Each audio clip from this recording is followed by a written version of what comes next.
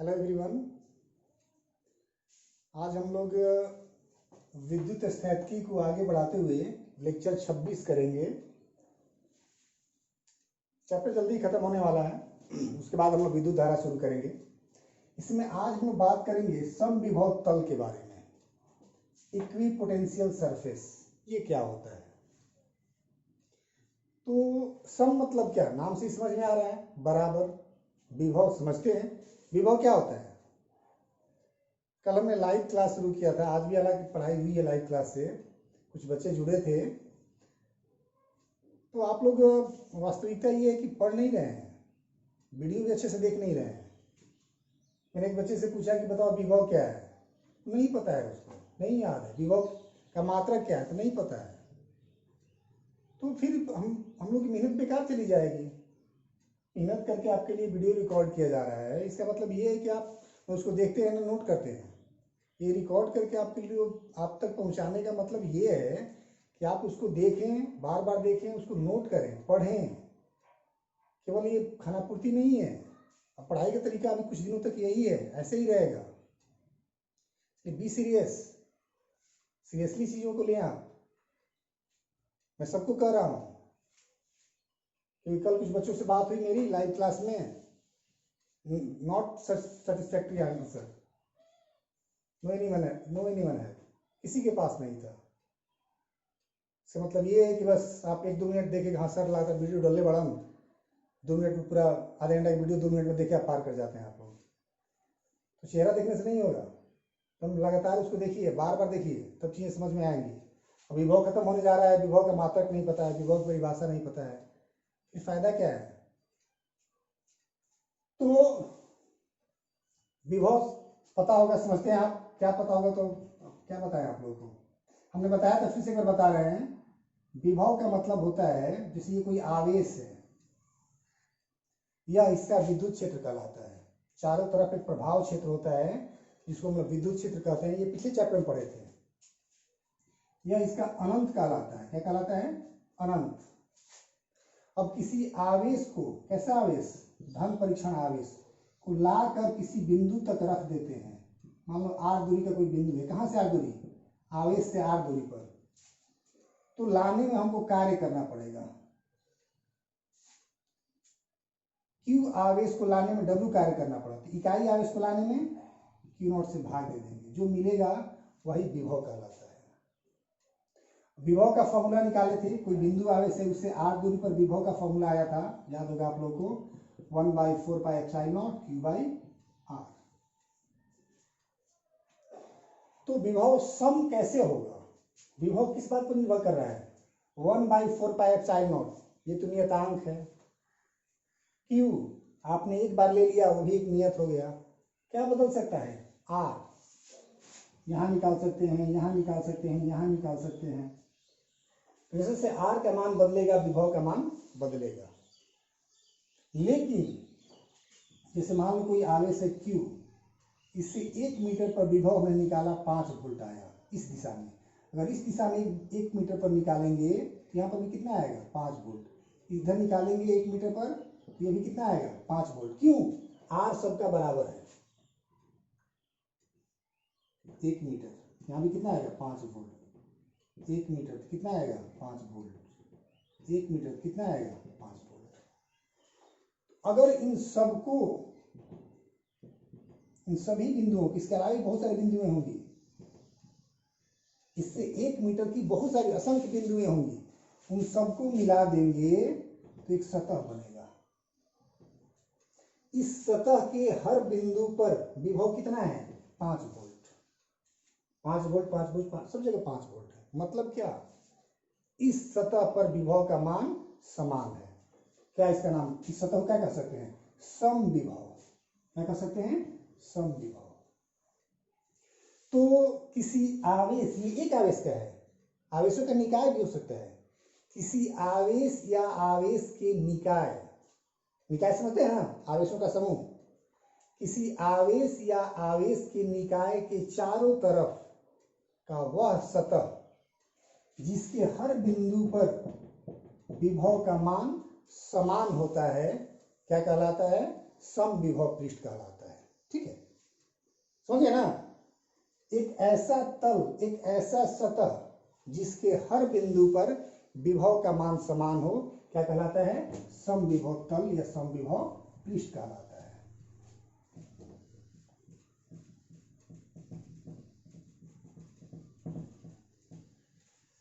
जैसे देखिए,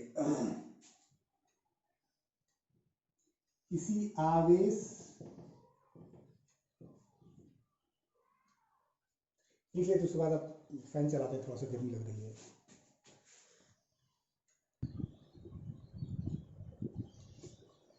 देखिए हमने क्या लिखा समविभव के बारे में, पंखा बंद करते हैं।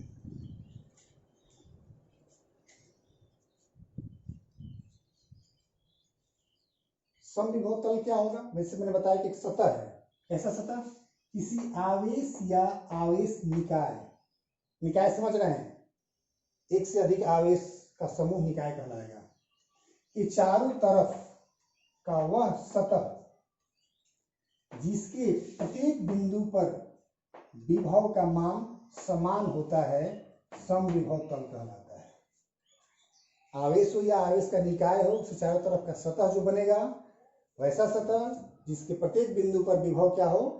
समान हो, क्या कहलाएगा? समविभव तल कहलाएगा।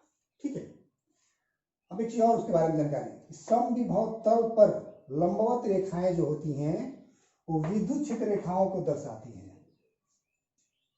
विद्युत क्षेत्र रेखा पढ़े हैं ना, धन आवेश से दूर के लिए, ऋण आवेश से आवेश की ओर। तो उस पर जो लंबवत रेखाएं, किस पर? तल पर जो लंबवत रेखाएं होंगी वो किसको दर्शाएंगी? विद्युत क्षेत्र रेखाओं को दर्शाती हैं। अब हम लोग देखेंगे कि अलग अलग आवेश का या अलग अलग आवेशों की निकाय का समविभव तल जो होगा अलग अलग तरह का होगा। जैसे एक बिंदु आवेश है,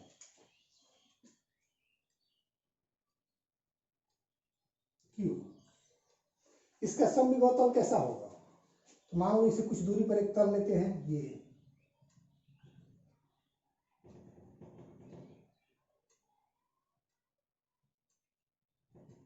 एक तल ये हुआ, इसके हर बिंदु पर विभव का मान बराबर होगा। अगर 5 है या 20 है तो 20 ही रहेगा। एक यहां ले सकते हो, उसे कुछ दूरी पर, इस पर मान V1 यहाँ पर भी, यहाँ पर भी, यहाँ पर भी। हमने V1 क्यों किया? क्योंकि इस पर V1 नहीं होगा, इस पर अब V2 होगा, लेकिन सब जगह कि V2 ही होगा। मतलब कहने का मतलब ये है कि आवेश से दूर जाने पर विभव क्या होता है? आवेश से दूर जाने पर विभव क्या होता है? घटता है। अगर यहाँ पर 20 वोल्ट है, यहाँ भी 20 ही वोल्ट होगा, लेकिन यहाँ पर 20 वोल्ट नहीं होगा, यहाँ 15 वोल्ट हो सकता है। एक और अगर बनाते हो आप,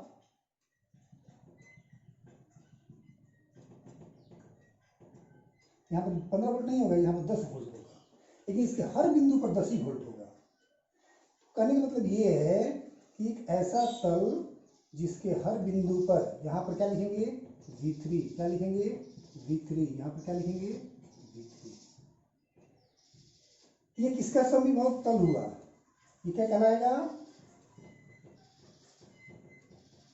समविभव तल। दिख रहा है?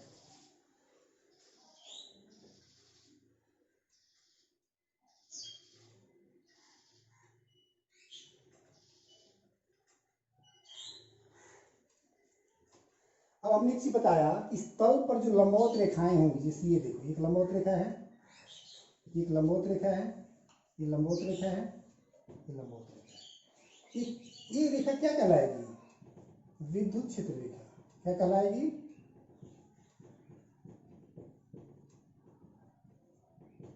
समविभव तल पर जितनी रेखाएं होंगी, असंख्य रेखाएं होंगी, इधर इधर सब जगह होंगी, ये क्या कहलाएंगी?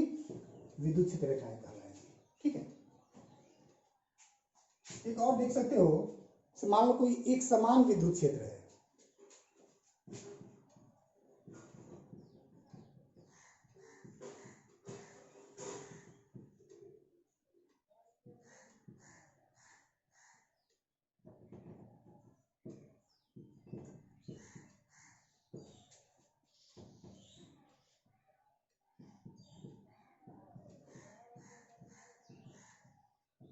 एक समान विद्युत क्षेत्र का समविभव तल।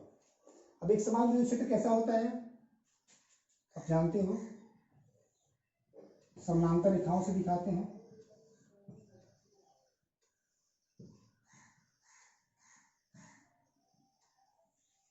ये किसको प्रदर्शित कर रहा है, एक समान विद्युत क्षेत्र को। अब इसमें जो तल होगा ना, जैसे यहां पर ले लो तो विभव बराबर होगा, यहां पर विभव, तो ऐसा तल मिलेगा।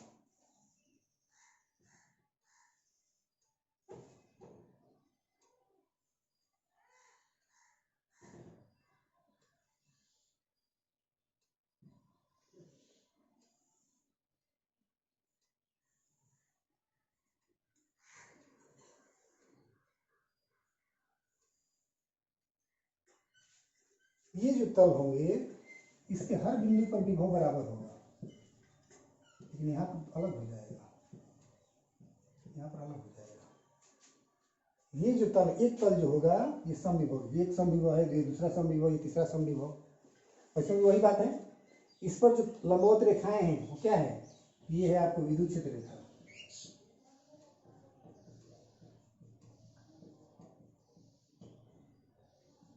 और ये क्या है, समविभव तल।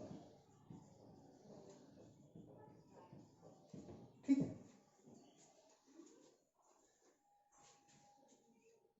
तो हम लोगों ने देखा कि समविभव तल क्या है।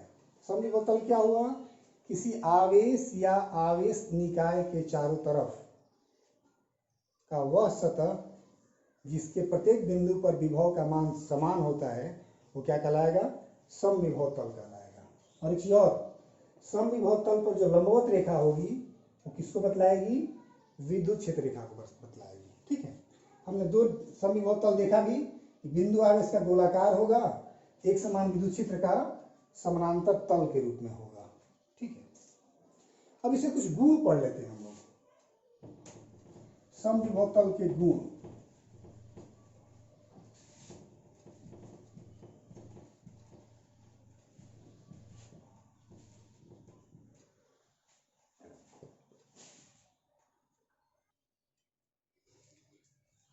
अब हम लोग बात करेंगे समविभव तल के गुणों के बारे में। अब ये गुण क्या क्या होंगे, एक दो गुणों को समझते हैं पहले। जैसे हमने देखा था कि हमारा आवेश है, यह इसका विद्युत क्षेत्र है, यह अनंत है। कैसा अनंत, विद्युत क्षेत्र का अनंत है। तो अनंत पर विभव कितना होता है, शून्य। यहां पर भी कितना होगा, शून्य। यहां पर भी कितना होगा, शून्य शून्य। हम लोग क्या पढ़े, विभव के बारे में क्या पढ़े हैं कि किसी आवेश को अगर ले आएंगे विद्युत क्षेत्र में तो कार्य करना पड़ेगा। क्यों कार्य करना पड़ेगा, विभव घट रहा है दूर जाने पर। यहां पर था 20, ये हो गया 10, ये 5 और ये 0। तो यहां पर हम ला रहे थे तो विभव बढ़ रहा था, विभव बढ़ रहा था तो हमको कार्य करना पड़ रहा था। इधर ले जाएंगे तो विभव घटेगा तो भी कार्य करना पड़ेगा, कार्य या तो धनात्मक होगा या ऋणात्मक होगा। लेकिन अगर हम वैसे रास्ते से ले जाएं जिसके हर बिंदु पर विभव न घटता हो न बढ़ता हो तो कार्य करना पड़ेगा। क्योंकि देखो V इक्वल टू पड़े थे W/Q, W इक्वल टू क्या हो जाएगा, Q इंटू V। ये V यहाँ पर विभवांतर है, क्या है, विभवांतर। तो यहां से यहां तक ले गए ऐसे, यहां पर भी शून्य, यहां पर भी शून्य, अंतर कितना होगा, शून्य। शून्य में शून्य घटा शून्य नहीं बचेगा, तो जब विभवांतर शून्य है तो कार्य क्या हो जाएगा, शून्य।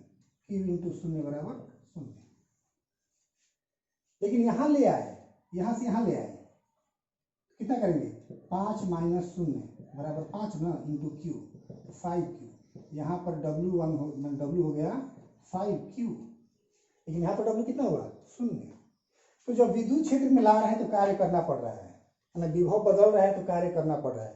लेकिन जब विभव नहीं बदलेगा तो कार्य कितना करना पड़ेगा, शून्य। तो एक गुण हो गया। कि किसी समविभव तल पर किसी आवेश को A से B ले जाएं, B से C ले जाएं या C से D कहीं भी ले जाएं, उस तल पर किया गया कुल कार्य क्या होगा? शून्य होगा। ठीक है, समविभव तल पर किसी आवेश को एक बिंदु से दूसरे बिंदु तक ले जाने में किया गया कार्य कितना होता है? शून्य होता है। ठीक है, दूसरी बात, जैसे ये शून्य का विभव, ये समविभव तल है, ये कितने वाला है? 10 वाला है। ये शून्य वाला और ये 10 वाला कहीं दूसरे को टच कर रहा है क्या? काटेगा? कभी नहीं कटेगा। ये दोनों कभी मिलेंगे तल, ये तल ये तल कहीं मिलेगा? नहीं, कहीं नहीं मिलेगा। दूसरा गुण क्या हो गया? समविभव तल कभी भी एक दूसरे से को काटते नहीं है। ठीक है, इन गुणों को लिख सकते हैं।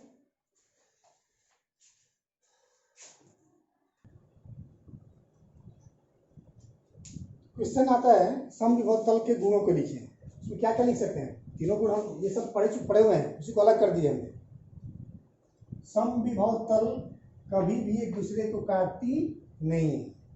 मुझे कहा दो तल कभी भी एक दूसरे को प्रतिच्छेदित नहीं करेगा। ठीक है, दूसरा, समविभव तल पर किसी आवेश को एक बिंदु से दूसरे बिंदु तक ले जाने में किया गया कार्य हमेशा शून्य होता है, मतलब कोई कार्य नहीं करना पड़ेगा। और एक और गुण देख सकते हैं कि समविभव तल पर लंबवत रेखाएं जो होती हैं किसको दर्शाती हैं? विद्युत क्षेत्र रेखाओं को दर्शाती है। ठीक है, ये बहुत छोटा टॉपिक है, समविभव पृष्ठ। आज ये आपका कंप्लीट होता है। तो एक सेक्शन विद्युत विभव एवं धारिता का एक सेक्शन कंप्लीट हो गया, विभव वाला। अब हम लोग धारिता पढ़ेंगे, संधारित्र के बारे में, कैपेसिटर के बारे में। ठीक है, कैपेसिटर पढ़ने के पहले हम लोग पदार्थों का वर्गीकरण पढ़ेंगे। ठीक है, अभी तक आप लोग पढ़े हैं चालक, कुचालक, एक नया मिलता है अर्धचालक। यहाँ पर एक और चीज बात करेंगे हम, डाइलेक्ट्रिक। कुछ पदार्थ डाइलेक्ट्रिक होते हैं। डाइलेक्ट्रिक में भी दो तरह के होंगे, पोलर और नॉन पोलर, ध्रुवीय और अध्रुवीय। तो क्या होगा हम लोग अगले क्लास में देखेंगे। तो अगला क्लास जो होगा हम लोगों का धारिता शुरू होगा, संधारित्र एवं धारिता। संधारित्र एक डिवाइस है और धारिता उसकी क्षमता होती है। धारिता संधारित्र कितने तरह के होते हैं, उसकी धारिता का व्यंजक क्या होता है, ये सब होता है, ये सब पढ़ेंगे। उसमें एक क्वेश्चन 5 मार्क्स का बनता है, समानांतर प्लेट संधारित्र की धारिता का व्यंजक प्राप्त करने के लिए। तो 2 या 3 क्लास होगा संधारित्र में, इसके बाद ये चैप्टर कंप्लीट हो जाएगा। ठीक है, तब हम लोग विद्युत क्षेत्र शुरू करेंगे, मतलब और 3 से 4 क्लास क्वेश्चन करेंगे। और एक और बात, ये जैसे लाइव क्लास फिर से शुरू कर दिया गया है, तो आप सब लोग वही टाइमिंग वही है, 8 बजे से 8:40 तक क्लास चलेगा। क्योंकि वो जो ऐप है उसमें 40 मिनट ही हो पा रहा है, पता नहीं क्यों 40 मिनट ऑटोमेटिक वो डिस्कनेक्ट हो जा रहा है। तो 35-40 मिनट का क्लास चलेगा अभी। तो देखते हैं कुछ चेंज करने लायक होगा तो वो सोच सकता है, कुछ जानकारी नहीं है अभी। तो ये जूम ऐप पर क्लास शुरू हो चुका है फिर आज से। आज मतलब क्या 7 तारीख है ना, आज 8 सैटरडे, कल भी क्लास होगा, संडे को भी क्लास होगा। और फिर हम लोग यूट्यूब पर भी चलता रहेगा। आज वही पढ़ाई हुई है, जूम ऐप पर भी समविभव भी पढ़ाई हुआ है। और जो उसमें पढ़ाई हुई है उसका जो स्क्रीनशॉट है आपके व्हाट्सएप ग्रुप में डाल दिया गया, तो वहाँ से भी देख सकते हैं और यूट्यूब को देखते रहिए। चलिए, थैंक यू।